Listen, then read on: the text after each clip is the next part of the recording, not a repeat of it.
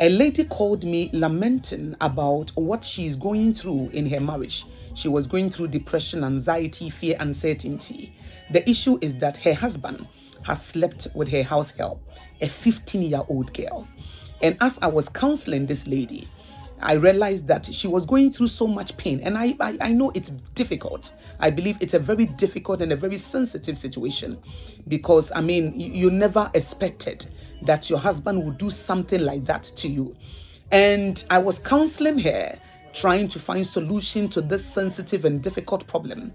But one thing that I realized was that this lady was becoming bitter against the young lady, that 15-year-old girl.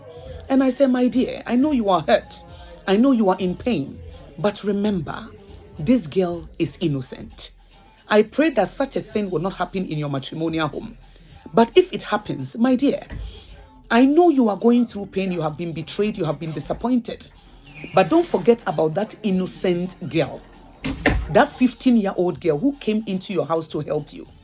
It was not her fault. Your husband took advantage of her. Your husband will not like that same issue or that same thing to be done to his own daughter or his own sister. But unfortunately, he was selfish, he was wicked, he was self-centered. There is no fear of God in him. So he decided to take advantage of that innocent girl. So please, as I said, I pray that you will not find yourself in such a difficulty. But if it happens, don't only be concerned about your pain and about your pain, your hurts, and the disappointment that you are going through. Think about that innocent young girl, that girl who came into your house to help you. So please, don't be bitter against that young lady. It is not her fault.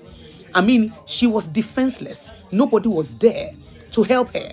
So it is your responsibility that in your pain, in your depression, in your anxiety, you will turn your eyes and see what you can do to help that innocent young girl. So seek counseling for her. Maybe she has to see a psychologist. Maybe even if you want to send her out, not, midnight, then you send this young lady out and then you say, go your way. You will not even give her any transport fare. It is not fair for you to do that. It is not godly for you to do that. As I said, it is very painful. And I don't want this to happen to any woman. But think about that innocent girl and see what you can do to help her. If you have to send her to her family, do it respectfully and humbly. But you have no moral right to be bitter against that innocent girl. And also, secondly, as you are helping her psychologically, ensure that you can help her to stand on her feet. If she has to learn a trade, if she has to go back to school, if there is something that she has to do, be there for that young girl. Think about it. If it was your own daughter, you will not reject her. You will not throw her away. Do unto others what you want them to do unto thee. You are in pain. You have been betrayed. You are disappointed. Your selfish husband, your wicked husband, your husband who has no fear of God in him, has taken advantage of her.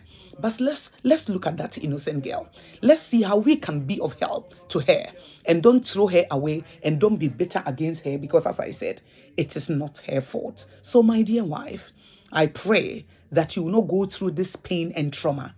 But if it happens in your pain, okay, remember that innocent girl who came into your house just to help. She is helpless, defenseless. She has nobody who will fight for her. Fight for her as you are crying, as you are going through depression. Fight for her as well. Find a way to help her psychologically, mentally, financially, so that she can also stand on her feet. Okay? So you are seeking help. You are finding out what you can do to stand on your feet, how to solve your marital issue.